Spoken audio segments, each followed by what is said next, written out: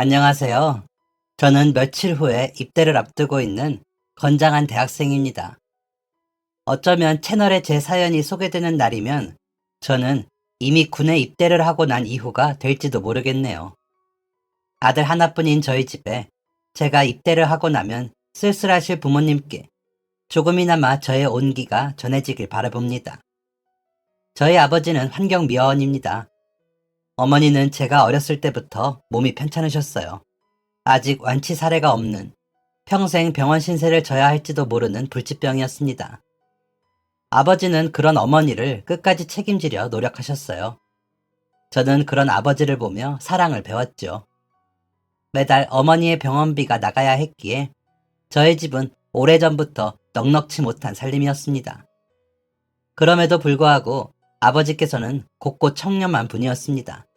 제게도 어려서부터 정직하게 살 것을 항상 강요하셨어요. 넉넉지 않은 환경 속에서도 가족을 사랑하고 아끼는 아버지의 그런 마음에 영향을 받은 저는 진심으로 저희 가족들을 사랑할 수 있었습니다. 남들과 다른 것이 틀린 것이 아니라는 것을 깨닫고 세상을 정직하게 바라본다면 행복할 수 있다는 것을 아버지를 통해 배웠기 때문이에요. 군 입대를 앞두고 아버지에 대한 마음이 더욱더 애틋해져서 공부를 하는 척하고 책상에 앉아 사연을 써내려갑니다. 함께 밥상에 앉아 밥을 먹을 때면 늘 핸드폰으로 유튜브를 켜두고 세상에 일어나는 감동적인 이야기를 듣는 걸 좋아하시던 아버지인데 아버지께서 즐겨보시는 채널에 제가 보내는 사연이 소개되었으면 하는 마음입니다. 아마 깜짝 놀라시겠죠? 기대됩니다. 저는 그저 평범한 학생이었습니다. 중학교 때까지만 해도 고만고만한 성적에 성격도 튀는 것이 없어 늘 교실 한쪽에 조용히 자리 잡고 등교와 하교를 수모하던 학생이었어요. 친구들을 많이 사귀지는 못할지언정 나쁜 길로 빠지지는 말자는 게 저의 보잘것없는 나름의 철칙이었답니다.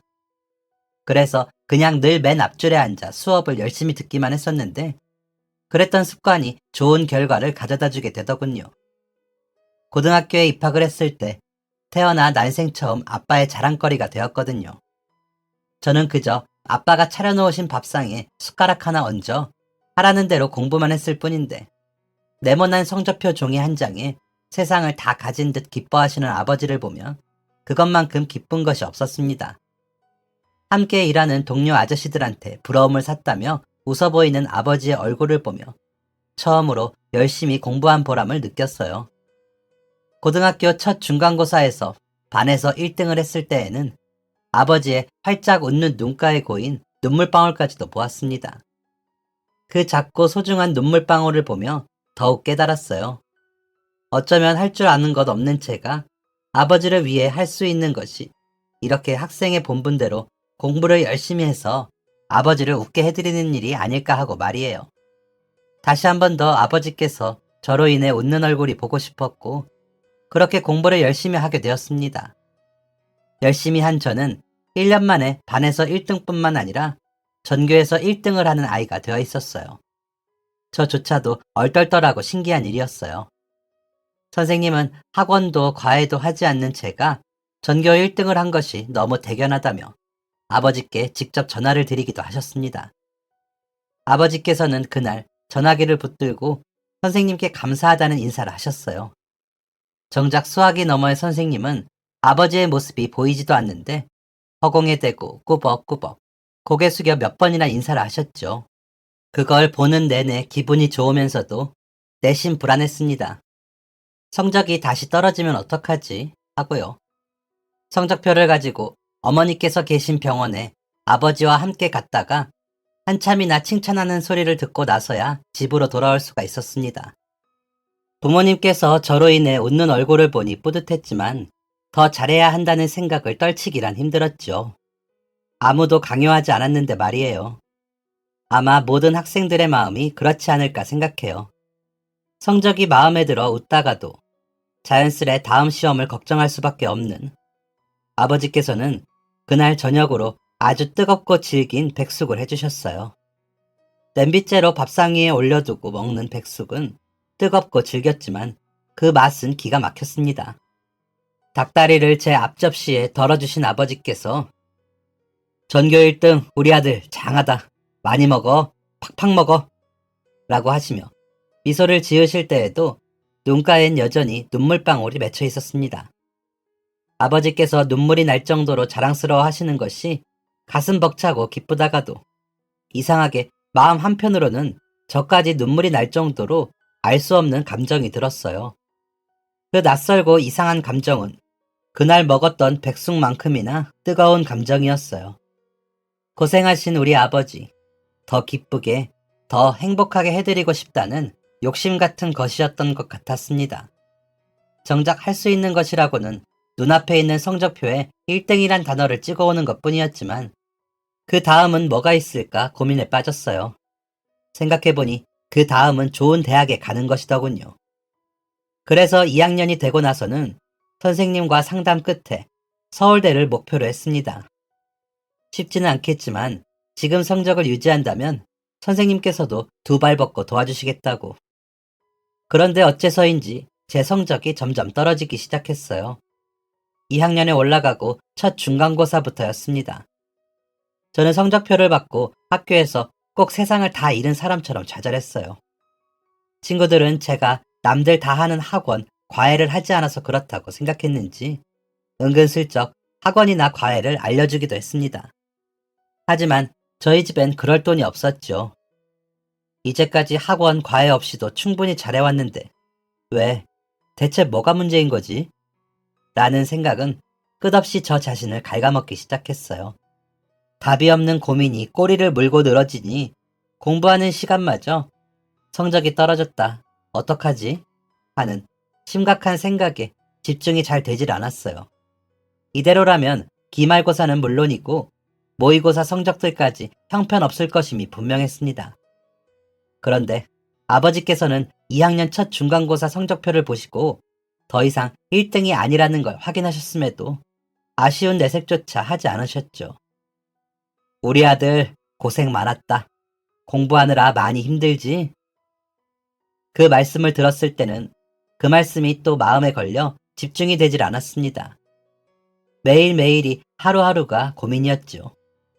멈추지 않는 고민에 머리를 쥐어뜯으면서도 억지로 야간 자율학습을 마치고 돌아오면 힘들게 일하시고 집에 돌아와 씻지도 못하신 채 제가 먹을 야식을 만들고 계시는 아버지의 뒷모습이 보였습니다.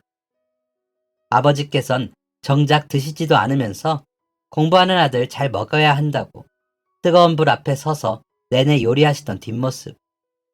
정작 잘 드셔야 하는 건 아버지이셨지만 하루 종일 힘든 건 아빠인데 아빠가 더 드셔 하는 아들의 말에 아버지는 허허 하고 웃기만 할 뿐이었습니다. 그렇게 늦게까지 아들을 위한 하루를 보낸 아버지께서는 불이 다 꺼진 방 안에서 혼자 소리 없이 서랍을 열고 파스를 꺼내 등허리를 두드리셨어요. 그러면 저는 잠결에 그 소리를 듣고 손을 뻗어 더듬더듬 아버지 등 뒤에 파스를 마저 붙여드렸습니다. 그런 날은 괜찮았어요. 잠결에 저도 모르게 코를 틀어막고 짜증을 부린 적도 있습니다. 파스 냄새 그거 겨우 독해봤자 얼마나 독하다고. 아버지는 저를 위해 잠 설쳐가며 새벽 일찍부터 밤 늦게까지 식사 한번 제대로 못하시고 고생하시는데 못난 아들이었지요. 비록 짜증을 내고 5초도 되지 않아 후회가 밀려왔었지만 아버지 마음에 받은 상처는 이미 돌이킬 수 없을 것이었습니다. 저는 그걸 알면서도 모르는 척 아버지께 미안하다는 말도 못했어요. 그러던 어느 날 우연히 동네의 작은 마트에 갔다가 카트 한가득 채소를 실어 나르고 있는 같은 반 친구를 보게 되었습니다. 그 친구는 저를 보고 당황한 표정을 지었죠. 안녕? 어색하게 지어 보이는 미소와 밀고 있던 카트를 마저 앞으로 밀지도 숨기지도 못하는 그 모습. 제게 그런 모습을 들켜버린 것이 창피한 듯 고장난 모습이었어요. 하지만 당황하는 그 친구를 보며 엉뚱한 생각이 들었습니다. 돌아간 제 대답을 들은 친구의 표정이 알 수 없이 일그러졌어요. 야, 동호야. 혹시 여기서 나도 같이 일할 방법 없냐? 공부만 하면 된다는 생각, 다른 생각 말고 학업에 열중하는 것만이 아버지를 위한 길이라고 생각했던 저에게 마트에서 일을 하고 있는 친구 동호의 모습은 가히 충격적이었습니다. 왜 저는 일을 할 수 없다고 생각했던 것인지, 일을 할 수만 있다면 적어도 제 학비 정도는, 아니, 저희 집 식비 정도는 제가 알아서 벌 수 있는 것인데 말이죠. 불 꺼진 방 안에서 혼자 지독한 파스를 허리에 붙이시던 아버지의 얼굴이 떠올랐습니다. 동호는 그런 제게 여전히 일그러진 얼굴을 하고 이해가 가지를 않는다는 듯 말했어요. 네가 왜? 너 전교 1등이잖아. 나같이 공부 못하는 애나 이런 거 하는 거지. 예상치 못한 대답이었어요. 아르바이트를 공부 못하는 애나 한다는 소리는 처음이라 저도 덩달아 미간이 찌푸려졌습니다. 게다가 저는 더 이상 전교 1등도 아니었어요. 이상한 반발심 같은 것이 들더군요. 나 이제 전교 1등 아닌데. 그리고 돈 필요하면 일 좀 할 수 있는 거 아니냐? 제가 그 말을 했을 때 잔뜩 일그러져 있던 그 친구의 얼굴이 오묘한 표정으로 변해가던 것을 똑똑히 기억합니다. 경계심 가득하던 그 표정에서 동정심 가득한 표정으로 변해가던 그 얼굴. 친구는 자기를 따라오라며 마트 안에 있는 한 사무실로 저를 데려갔어요. 그곳에는 흰머리가 희끗희끗해져 안경을 쓰고 있는 어느 아저씨가 앉아 계셨습니다. 사장님이었어요. 무슨 일이냐? 하고 동호에게 묻는 그 아저씨의 얼굴이 묘하게 낯익었지만 신경 쓰지 않았습니다. 동호는 말했어요. 저희 반 친구인데요. 돈이 필요해서 일 좀 하게 해달라고 저한테 부탁해서요. 같이 일할 수 있을까요? 공부도 잘하고 똑똑한 친구입니다. 반에서 한 번도 대화를 나누어 본 적이 없었던, 사실 거의 남이나 마찬가지인 동호가 마치 저를 잘 아는 것처럼 사장님께 소개해 주었어요.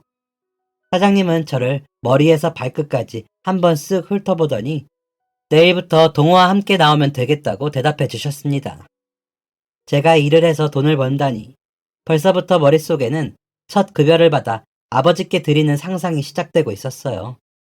제가 돈을 벌어다 아버지께 드리면 아버지께선 분명 기뻐하실 것이라 저 혼자 착각했던 겁니다. 그렇게 저는 다음 날부터 새벽 일찍 학교에 가서 공부를 한다는 핑계를 대고 마트로 출근했어요. 제가 맡은 업무는 주로 근처 식당에 식자재를 배달하는 일이었습니다. 차를 타고 나가야 하는 날이면 조수석에 앉아 물건을 싣고 내리는 일을 도왔고, 가까운 거리는 직접 박스채로 이고 나가 배달을 했어요. 생애 첫 아르바이트. 몸은 힘들었지만 생각보다 쉬운 일이라고 생각했습니다. 그렇게 몇 시간 안 되는 짧은 아르바이트를 하고 학교에 가서 공부를 하면 어쩐지 평소보다 공부가 더 잘 되는 것 같은 기분도 들었답니다. 문제는 그 이후의 일이었어요. 평소처럼 새벽 일찍 식자재 배달을 나가던 중 한 식당에서 같은 반 아이를 만나게 된 거예요. 안녕하세요. 효자마트 배달 왔습니다. 아직 오픈 전인 마트의 문을 열고 들어갔을 때 그 친구는 식당 사장님, 사모님의 곁에 앉아 아침밥으로 추정되는 식사를 하고 있었습니다. 자다 깬 몽롱한 얼굴로 밥숟갈을 뜨다 저를 발견하고 눈이 동그래지며 놀라던 그 표정은 꼭 못 볼 것이라도 본 것처럼 당황한 표정이었죠. 일을 하게 되면서 그 누구와도 마주치지 않으리라고는 생각하지 않았기 때문에 저는 오히려 아무렇지 않았어요. 하지만 그 친구는 아무렇지 않을 수가 없었나 봅니다. 제가 식당에서 배달 아르바이트를 한다는 소문은 교실에 쫙 퍼지고 말았어요. 그 누구도 제게 직접적으로 다가와 아르바이트에 대한 진실을 캐묻진 않았지만 흘려들은 바로는 이야기가 대충 이러했습니다. 전교 1등이 아르바이트를 할 일이 뭐가 있겠냐? 원래부터 금수저라 고액과외 하면서 전교 1등 하다가 집이 쫄딱 망해서 성적 뚝 떨어지고 아르바이트는 한다더라. 불쌍한 인생. 야, 애들아, 엮이지 마라. 부정 탄다. 소문을 들은 마트 친구 동호는 제게 조심스럽게 괜찮냐고 물어왔어요. 하지만 저는 괜찮지 않을 이유가 하나도 없었답니다. 왜냐하면 저는 애초에 금수저였던 적이 없고 고액 과외 같은 것은 받아본 적도 없었기 때문이에요. 원래부터가 금수저였던 적이 없었기 때문에 집이 쫄딱 망했다느니, 그래서 성적이 뚝 떨어져서 아르바이트나 한다느니 하는 말에 아무런 타격이 없었습니다. 그저 새벽 배달을 갔다가 반 친구 하나를 마주쳤을 뿐인데 어떻게 소문이 그렇게까지 흘러가는지 신기할 따름이었어요. 그런데 자꾸만 그 친구가 제게 몰입을 하여 화를 내더군요. 그래서 괜히 저까지 하지 않아도 될 소리를 하게 됐습니다. 우리 집 금수저였던 적 없는데 나 과외 받아본 적도 없고. 동호는 몇 초간 당황한 듯 하더니 처음 제가 아르바이트 하고 싶다고 말했을 때의 표정 변화처럼 오묘한 표정을 지으며 저를 바라보았습니다. 그럼 따로 학원을 다닌 거냐고 묻기에 아니라고 고개를 저었더니 말도 안 된다고 새파래진 얼굴을 했어요. 과외도 학원도 다니지 않았는데 전교 1등을 할 수가 있는 거냐고. 대단하다는 둥, 존경스럽다는 둥, 칭찬을 하는 동호가 마지막으로 그럼 혹시 부모님이 교육 쪽 일을 하시냐고 물어왔습니다. 선생님이냐는 뜻이었어요. 저는 고개를 가로저었어요. 그랬더니 동호는 자기는 어머니랑 둘이서 산다고, 아버지는 일찍 돌아가셨다고, 그래서 배울 거 배우며 평범하게 사는 아이들이 부러웠다고. 어쩌면 자기도 남들처럼 학원 다니고 과외받고 했더라면 공부를 잘할 수 있지 않았을까 했는데 그런 것 없이도 전교 1등을 하는 저를 보니 믿어지지가 않는다고 했습니다.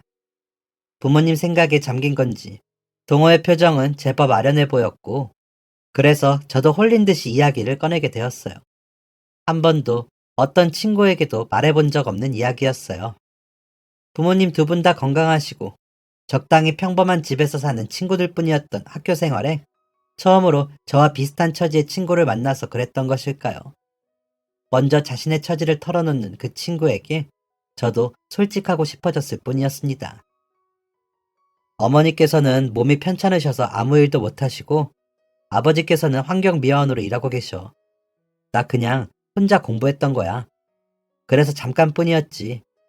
지금은 전교 1등도 아니잖아. 그냥 운이 좋았던 거라고 생각해.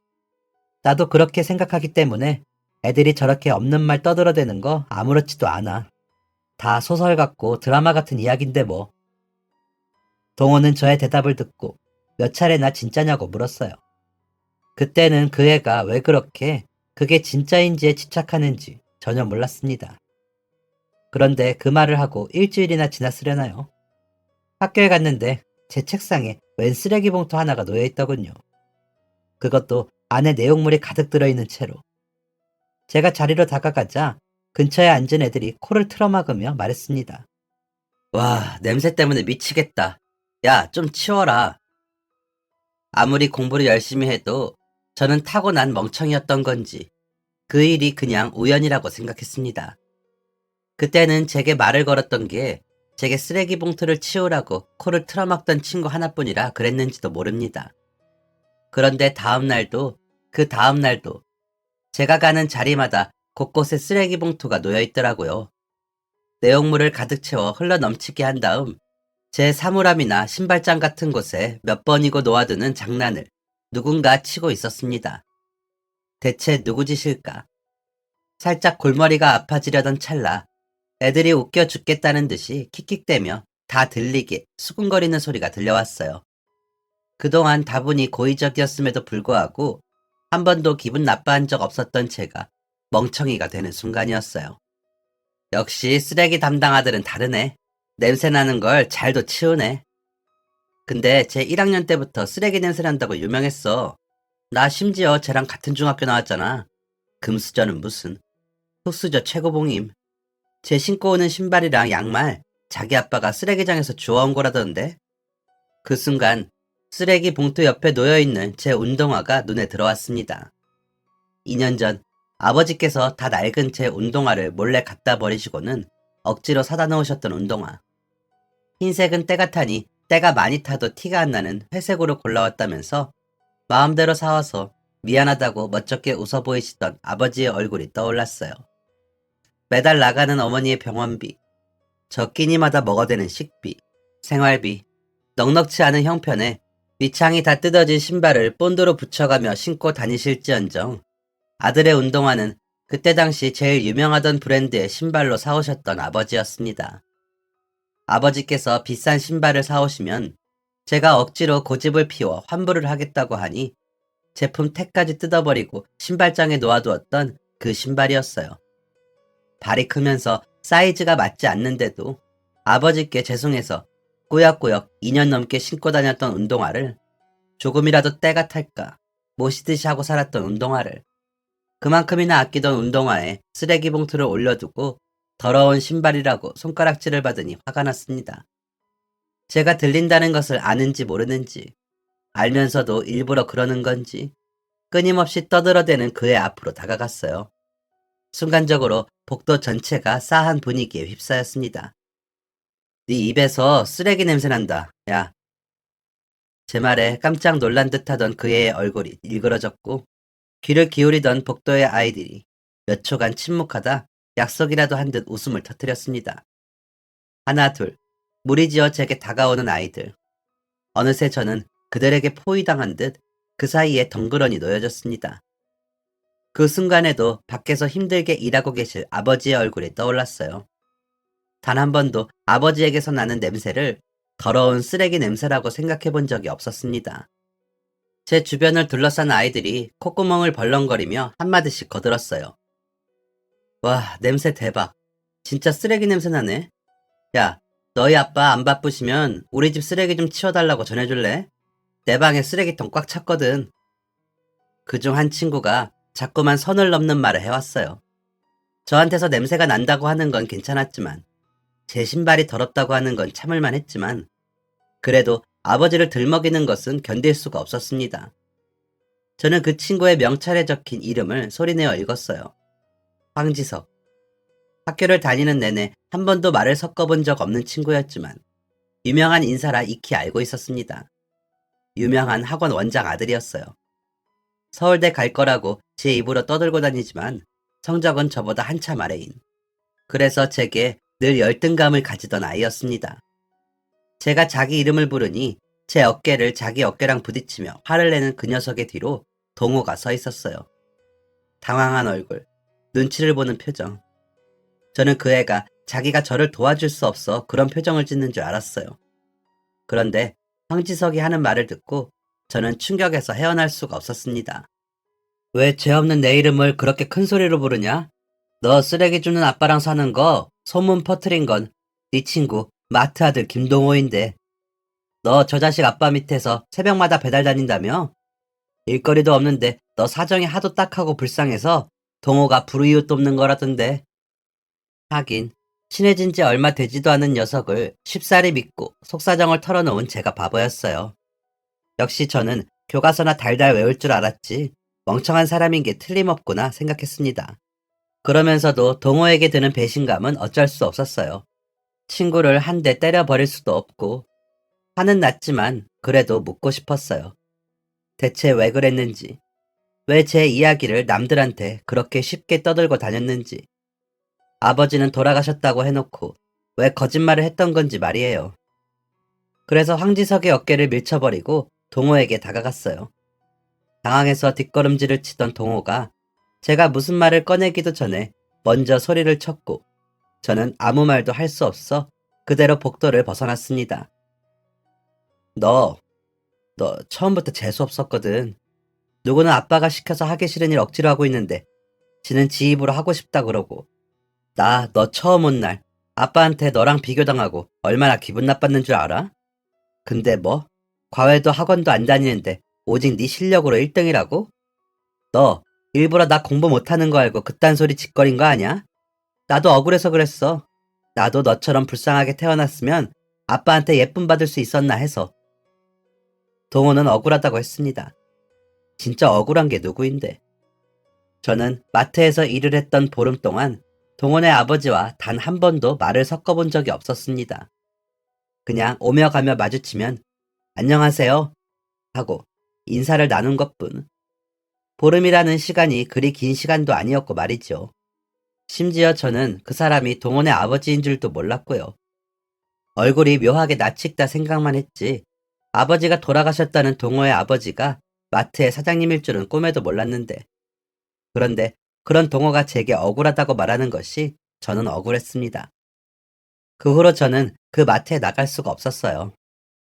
학교에서는 원래 공부만 하느라 그렇다 할 친한 친구가 없었고 자꾸만 제 자리에 쓰레기 봉투가 놓이고 애들이 수군거리는 것만 빼면 처음으로 돌아간 것 같아 오히려 편했습니다. 자리 위에 쓰레기 봉투도 점점 익숙해져 갔죠. 그러는 와중에도 모의고사는 치러졌고 떨어진 제 성적은 저를 더욱더 암담하게 만들었어요. 결국 뭐라도 해야겠다는 복잡한 마음으로 마트 아르바이트를 대신해 식당 아르바이트를 구했습니다. 이번에는 야간 자율학습이 끝나고 독서실에서 공부를 한다는 핑계로 식당 설거지 알바를 시작했어요. 부모님 두 분은 제가 아르바이트를 한다는 사실을 감쪽같이 모르셨어요. 그런 일이 있으면서도 저는 성적에 대한 걱정뿐이었습니다. 기름때 가득 낀 불판을 하염없이 닦다 집으로 돌아오면 저를 기다리는 것은 변함없는 밥상과 자다 깬 얼굴의 아버지였어요. 이토록 가족만 위해 사시는 아버지인데 그 누구에게도 욕먹게 하고 싶지가 않았습니다. 제게는 세상 무엇과도 바꿀 수 없는 가장 자랑스러운 저의 아버지였으니까요. 매일 밤 아버지가 차려두신 밥을 먹고 책상에 앉아 아르바이트를 하느라 미처 못한 공부를 했습니다. 꼭 다시 성적이 올랐으면 했어요.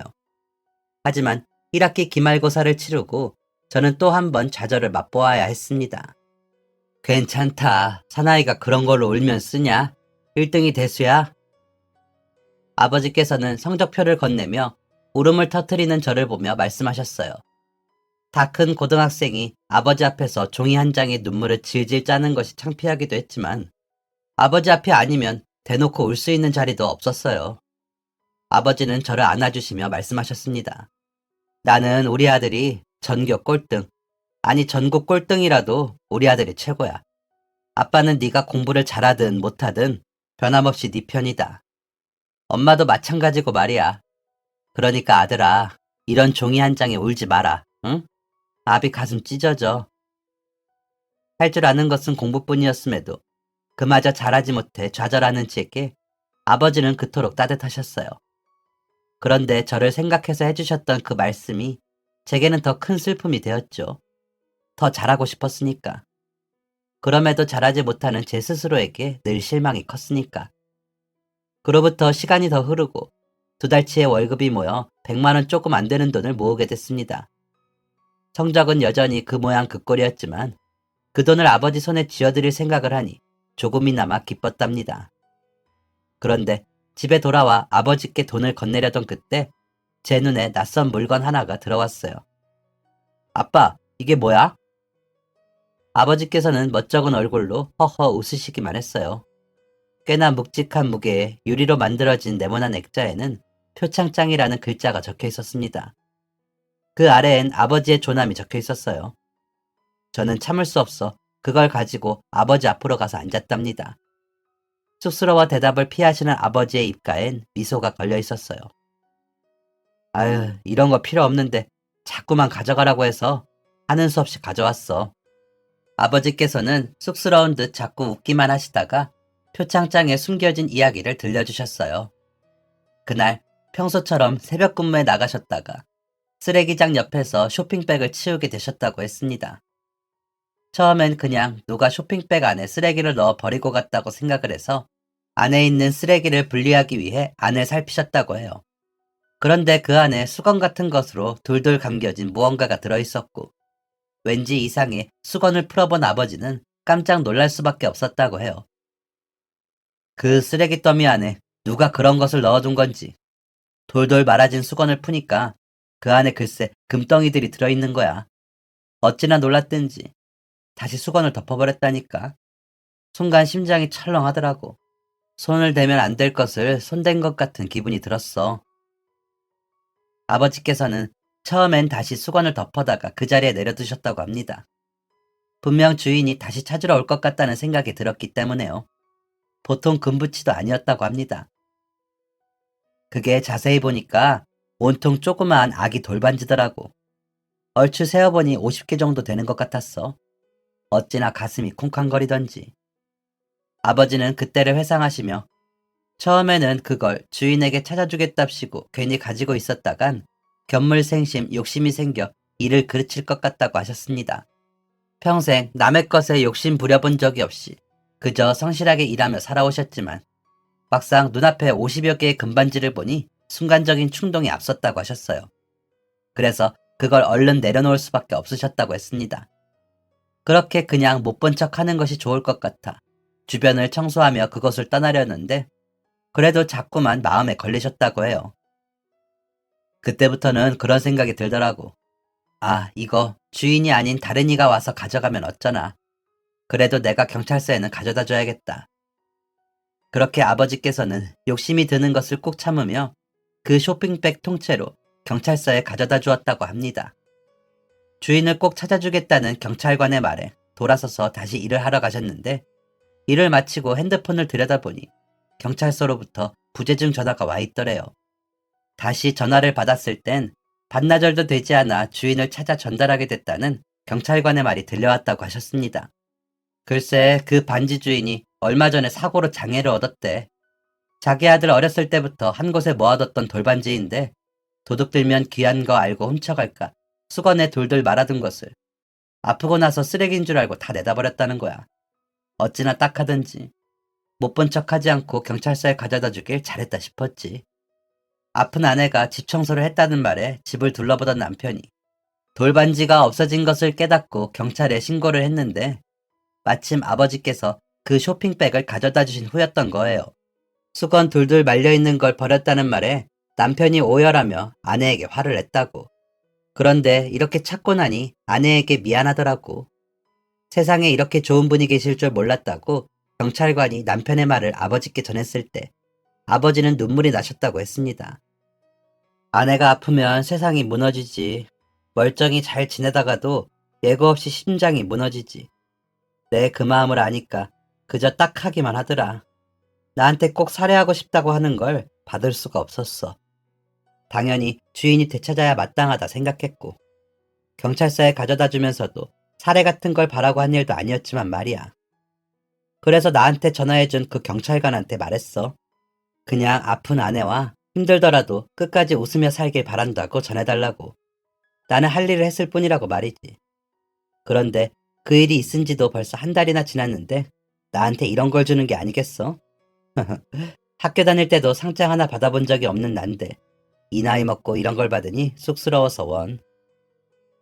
아버지께서는 어머니 생각이 나시는 듯 아내가 아픈 마음을 누구보다 잘 알아 마음이 편치 않으셨다고 했습니다. 그러면서 표창장을 받을 때 쑥스러웠던 이야기를 하시며 마땅히 해야 할 일을 하고도 누군가의 박수를 받으니 몸둘 바를 모르겠더라고 웃으셨어요. 그 말씀을 들으며 왠지 저도 그런 기분을 느껴본 적이 있다는 생각이 들었어요. 학생으로서 마땅히 해야 할 공부를 했을 뿐인데 아버지의 자랑이 되고 박수를 받았던 그날들이 떠올랐거든요. 아버지의 쑥스러운 마음이 이해가 가면서도 그것에 대해 자부심을 느꼈던 저와는 달리 겸손한 모습을 보이시는 아버지가 멋져 보였습니다. 근데 계속 나한테 사진을 같이 찍자고 하더구나. 근데 내 얼굴이 남는 게 부끄럽기도 하고 누구한테 자랑하고 싶은 것도 아니기도 해서 거절을 했거든. 한 장만 찍자고 계속 그랬는데 그걸 거절하고 온 게 내내 마음에 걸려. 그 사람도 나랑 사진을 꼭 찍어야 하는 사정이 있었을지 모르는데. 그렇게 겸손하셨으면서도 아버지께서는 마지막까지 사진 찍자고 하던 담당자의 말을 거절하고 온 것이 마음에 걸린다고 하시며 걱정을 하셨어요. 왜 거절을 하셨느냐 여쭈니 아버지께서는 하신 일이 알려지는 것이 쑥스러워 사진뿐만 아니라 어떠한 기록도 남기지 않고 싶으셨다 하시더군요. 저는 그런 아버지가 자랑스러웠습니다. 그래서 아버지께 아르바이트로 번 100만 원을 건네드리는 일이 더욱더 뜻깊어졌죠. 그러나 설레는 마음으로 돈을 건넨 저와는 달리 그 돈의 정체를 알게 된 아버지의 표정은 좋지 못하셨습니다. 미안하다. 아빠가 못나서 한참 공부만 할 너를 힘든 일까지 손대게 만들고 기쁜 마음으로 드리는 제 입장만 생각하느라 그걸 받으시는 아버지의 마음이 편치 못하실 것이라는 생각은 미처 하지 못했어요. 마냥 뿌듯한 일이라고만 생각했는데 아버지의 말씀을 들으니 가슴이 아팠습니다. 부모의 마음이라는 것은 알면 알수록 제 생각보다 더 깊고 넓은 것이더군요. 그래서인지 아버지께서 속상해하시는 것을 알면서도 아르바이트를 그만둘 수가 없었습니다. 그 넓은 마음에 어떻게든 보답하고 싶었어요. 부모님이 저를 사랑하시는 일은 지극히도 자연스러운 일이었지만 받아야 마땅한 사랑이라고 당연시하고 싶지는 않았기 때문입니다. 그래서 찾아온 방학에는 식당 설거지 일을 그만두고 공장으로 들어갔어요. 식당 일보다 급여도 안정적이고 남는 시간을 활용해 공부하기도 좋았습니다. 그리고 그곳에서 한 친구를 사귀게 되었어요. 같은 반 친구였는데 소위 말하면 공부에 열정적인 친구는 아니었고 노는 무리에 속했죠. 그래서 처음 마주쳤을 때 피하고만 싶었습니다. 이미 학교에서 저는 전교생들에게 따돌림 아닌 따돌림을 받고 있었기 때문에요. 그런데 그 친구가 먼저 제게 다가와 말을 걸더군요. 야, 나도 어제부로 왕따다. 왕따끼리 우리 친구 할래? 저는 구태여 대답하지 않았습니다. 그냥 아버지를 생각하면 엮여서 좋을 것이 없다고 생각했기 때문이에요. 그런데 그 친구는 대답 없는 저를 예상이라도 했다는 듯이 묻지도 않은 자신의 이야기를 구구절절 늘어놓았습니다. 매일매일이 그랬어요. 어떤 날엔 귀찮을 정도로 자신의 이야기를 해댔죠. 자기가 왜 그 무리에서 빠지게 되었는지, 어떻게 왕따가 되었는지, 살아온 환경은 어땠는지 등등. 요약하자면 일밖에 모르는 부모님 밑에서 자랐고 애정결핍으로 삐뚤어진 학교 생활을 하게 되었다는 이야기였어요. 그런데 어느 날 괴롭힘을 당하면서도 꿋꿋하게 학교 생활을 하는 제가 눈에 들어왔고 대단하다 생각했는데 공장에서 만나게 되니 새로웠다는 이야기. 저를 만나던 첫날 자기 친구들에게 말을 했다고 합니다. 저랑 친구를 해야 하니 이제 너네랑은 못 어울리겠다고요. 왕따를 자처한 셈이었어요. 그 황당한 이야기가 어이없으면서도 내심 뒷이야기가 궁금하긴 했습니다. 그래서 이제 저랑 친구를 먹고 뭘 어떻게 하겠다는 것인지 말이에요. 저랑 공장에서 일하며 적당히 놀자는 이야기인 줄 알았거든요. 그런데 전혀 예상치 못한 말을 했습니다. 나도 똑바로 살고 싶은데 공부하는 법 좀 알려줘. 너한테 피해 안 가게 할게. 그 말이 왜 그렇게 듣기 좋던지 저는 그 녀석의 공부를 도와주게 되었어요. 혼자 공부를 하는 것보다 그 친구에게 가르쳐주며 공부를 하니 제게도 나름 좋은 영향이 있는 것 같았어요. 그렇게 저와는 어울리지 않는다고 생각했던 낯선 아이와 저는 점점 가까워져 갔습니다. 한 달 정도의 시간이 흘렀을 때 그 녀석은 제게 우리를 절친이라 표현했어요. 절친한 친구라는 의미였죠. 아주 낯선 단어였지만 싫지 않았습니다. 저는 그 애한테 더 깊이 들려줄 이야기도 숨길 이야기도 없었기 때문이에요. 이미 저의 가정 형편은 전교에 소문나 있었고 그걸 알면서도 아니 알게 된 덕분에 저와 친구가 되고 싶었다 말하던 녀석이었으니까. 동호가 그랬던 것처럼 배신을 할까 두렵지도 않았어요. 우여곡절 끝에 제게도 친구라는 게 생겼다 생각하니 내심 든든하기도 했습니다. 그렇게 방학이 지나가고 다시 개학. 반년이 지나면 고3이 되는 시기였습니다. 예민할 수밖에 없는 시기였고 그런 제게 절친이었던 민석이는 좋은 고민 상담소였어요. 이번에 5등 안에 못 들면 진짜 어쩌지? 와, 진짜 말도 안 되는 고민이다. 그토록 고민이라고는 어머니 건강 상태, 성적뿐이던 제게 그만 예상치 못한 고민거리가 생기게 되었습니다. 바로 아버지의 교통사고였어요. 처음에는 민석이에게 이야기할 생각도 하지 못했어요. 그런데 아버지 걱정에 밤새워 우느라 퉁퉁 부은 눈으로 학교에 갔더니 그걸 알아챈 민석이가 먼저 물어보면서 아버지의 이야기를 털어놓게 됐습니다. 다른 것도 아니고 나 좋아하는 떡볶이 사러 가시다 그렇게 됐으니까 더 미치겠더라고.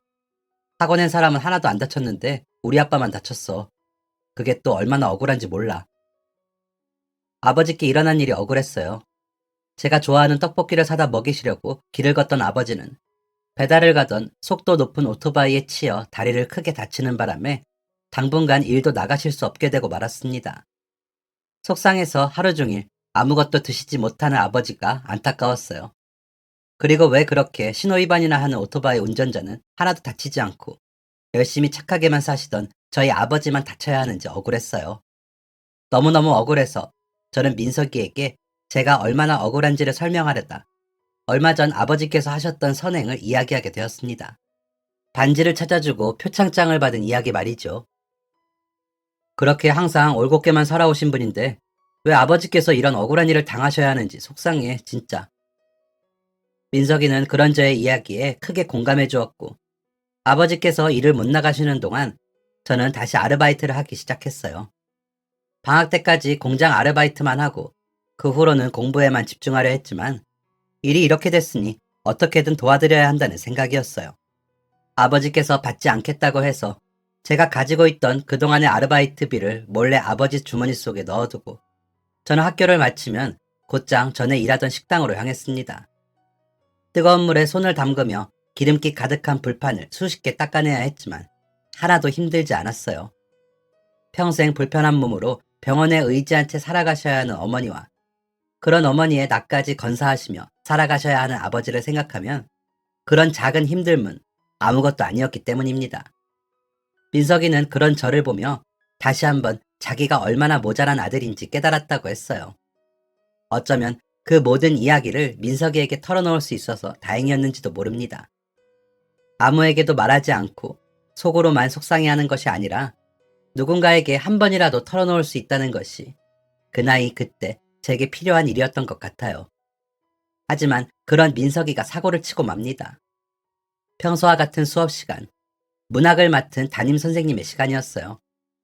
5교시 수업이라 애들이 전부 졸음이 밀려오던 시간이었고 선생님께서는 그런 저희의 졸음을 깨우기 위해 재미있는 이야기를 들려주시겠다고 하셨죠.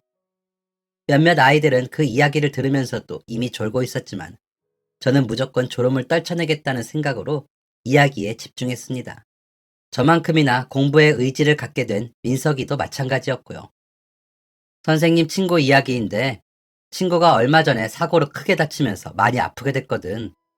그러다가 자기도 남편한테 도움이 되고 싶어 집 청소를 싹 한 거야. 그런데 너무 잘 하려던 나머지 자기 아들 100일 돌반지 50개를 쓰레기장에 버려버렸대. 기억이 오락가락하고 판단력이 없어지니까 그런 실수를 하게 된 거지. 남편이 부랴부랴 그 쓰레기장으로 달려갔을 때는 이미 찾아볼 수가 없었고 경찰에 신고를 하게 됐대. 그런데 글쎄 누군가가 그 돌반지를 주워다 이미 경찰서에 가져다 줬다는 게 아니겠니?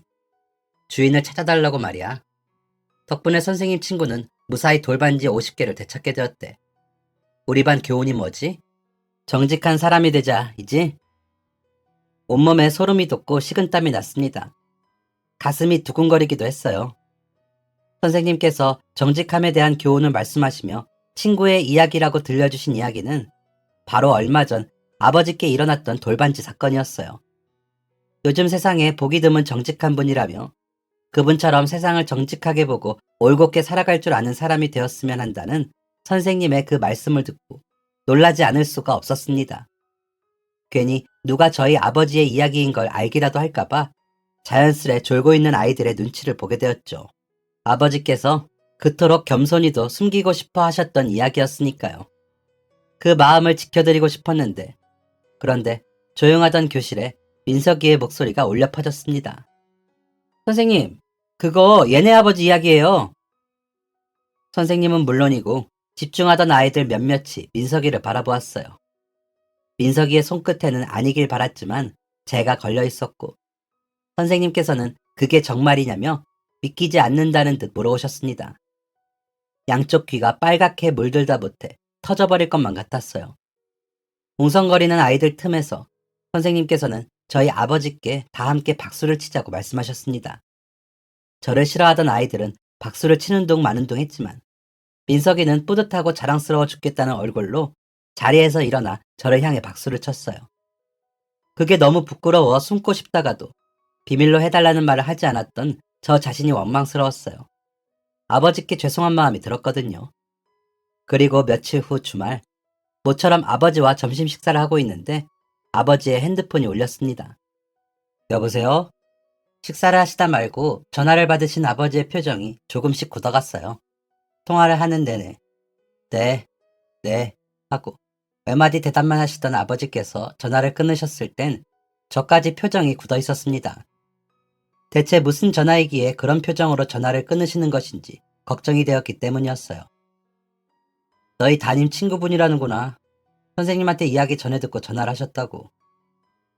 알고 보니 선생님의 친구라는 분은 유명한 입시학원의 원장 부부였고 돌반지를 찾아준 은인의 아들이 선생님 반 학생이라는 것을 전해 듣고 연락을 취해 오신 것입니다. 아버지는 식사를 하시는 내내 고민에 잠긴 듯한 얼굴이셨어요. 선생님께 제 사정을 이야기 듣고 그 학원에서 저를 대학교 들어갈 때까지 무료로 수강을 해주겠다고 했던 거예요. 세상에 공짜는 없는 법이라고 늘 입버릇처럼 말씀하셨던 아버지이셨기에 당연히 거절하실 것이라 생각했습니다. 아빠, 나 그런 거 필요 없어. 내가 친구한테 잘못 이야기하는 바람에 일이 이렇게 됐는데 아빠는 숨기고 싶어 했는데 이렇게 돼서 미안해. 내가 학교 가서 선생님께도 잘 말씀드릴게요. 아버지는 고민 끝에 다시 전화를 걸어 거절 의사를 밝히셨습니다. 하지만 쉽게 통화를 종료할 수 없는지 아버지께서 놓지 못하는 핸드폰 스피커 너머로 학원 원장님의 목소리가 들려왔어요. 무슨 말씀을 하고 있는지 자세히 들리진 않았지만 말하는 억양으로 미루어 보아 무언가를 간곡히 부탁하는 듯한 목소리였어요. 아버지께서는 한숨을 쉬시며 다시 연락을 드리겠다고 하고 전화를 끊으셨습니다. 그러고는 제게 물으셨어요. 너 공부해서 좋은 대학 가면 현수막 걸어서 학원 홍보를 쓰겠다는구나. 너 아르바이트 하는 걸 담임 선생님한테 들으시고 힘든 알바 대신 학원 다니며 쉬는 시간에 강의실 청소, 마치고 화장실 청소하면 일당도 주겠다고 하시네. 아빠도 솔직히 너 식당 주방에서 뜨거운 물에 손 담그고 불판 닦는 게 내내 마음 아팠는데 너 학원 다녀볼래?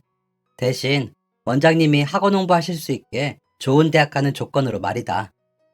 아버지의 입에서 나온 말씀이라고는 믿어지지 않는 말씀을 하셨습니다. 살아오시며 그 누구에게도 빚지거나 공짜로 이득을 얻는 것을 꺼려 하셨던 아버지셨어요. 돌반지 일도 그래서 그렇게 하셨던 것이고 말이죠.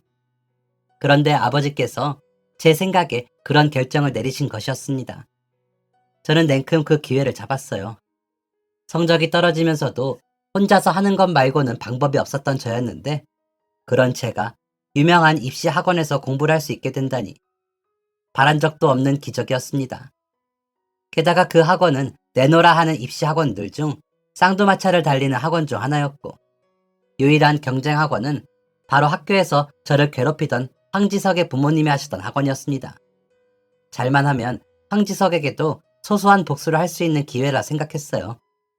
그렇게 저는 그 학원에서 공부를 시작했고 아버지께서 늘 마음에 걸려 하셨던 식당 아르바이트도 그만두게 되었습니다. 학원에서 청소 일을 하는 것은 정말 아무것도 아니었어요. 그만큼의 공부를 할 수 있으니 말이에요. 지금은 그로부터 3년이 지났습니다. 아버지께서는 그 일이 있은 후 점차 몸을 회복하시고 하시던 일에 복직을 하게 되셨고 어머니께서는 완전히 회복하신 건 아니지만 여전히 웃는 얼굴로 병원 생활을 하고 계십니다. 그리고 저는 꿈에 그리던 서울대생이 되었답니다. 학원에는 약속한 대로 커다랗게 현수막을 걸어놓을 수 있게 되었고 저는 그렇게 또 한 번 아버지의 자랑이 되었습니다. 그리고 저는 지금 친구 민석이와 함께 동반 입대를 앞두고 있습니다. 입대를 앞두고 아버지께서는 제게 말씀하셨어요. 정직하게만 살면 다 된다고 생각했었지. 그래서 가끔 주변 사람들한테 미련하다는 소리를 들을 정도로 바르게만 살았어. 근데 내가 다치고 일을 나갈 수 없게 됐을 때는 솔직히 후회가 되더구나. 그냥 그때 한번 나쁜 마음 먹고 그 반지라도 챙겼으면 이렇게 눈앞이 캄캄하진 않았을 텐데 하고 말이야. 내가 정직하게 살았던 게 결국은 답이었어. 위기가 왔다고 생각했는데 내가 그 위기를 만들었다고 생각했는데 이렇게 큰 행운이 되어 돌아올 줄은. 행운이 아니야, 아빠. 다 아빠가 만들고 쌓아온 것들이야. 정직하게 살면 된다는 걸 나는 아빠를 통해서 배웠어. 사실 아버지께서는 다치게 되신 후로 당분간의 생활비는 있었지만 언제 직장으로 복귀하실 수 있을지 몰라 많이 불안해하셨어요. 하지만 제게는 적지만 그동안 아르바이트를 하며 모아온 돈이 있었고 큰 돈은 아니지만 학원을 다니며 청소를 해서 용돈벌이를 할 수 있는 기회까지 주어졌습니다. 그 모든 것은 제가 아닌 아버지의 정직한 선택으로 인해 일어난 일이었어요. 행운이 아니었습니다. 아버지께서는 자식인 제가 벌어온 돈까지도 받지 않으셨고 쓰레기장에 버려진 물건조차 가지려 하지 않으셨어요. 그런 아버지의 정직함이 쌓이고 쌓여 오늘 같은 순간이 왔다고 생각했습니다. 그래서 저는 그런 아버지가 자랑스럽고 존경스럽습니다. 살면서 꼭 한 분을 닮아야 한다면 아버지를 닮고 싶어요. 그렇게 정직한 사람이 되기 위해 친구와 동반 입대를 결심했습니다. 전역을 하고 다시 돌아왔을 땐 더 행복한 일들이 기다리고 있을 거예요. 제가 꼭 그렇게 만들 거니까요. 어려운 상황 속에서도 끝까지 포기하지 않고 힘들게 저를 키워주시고 어머니를 보살펴주신 아버지께 정말 감사합니다.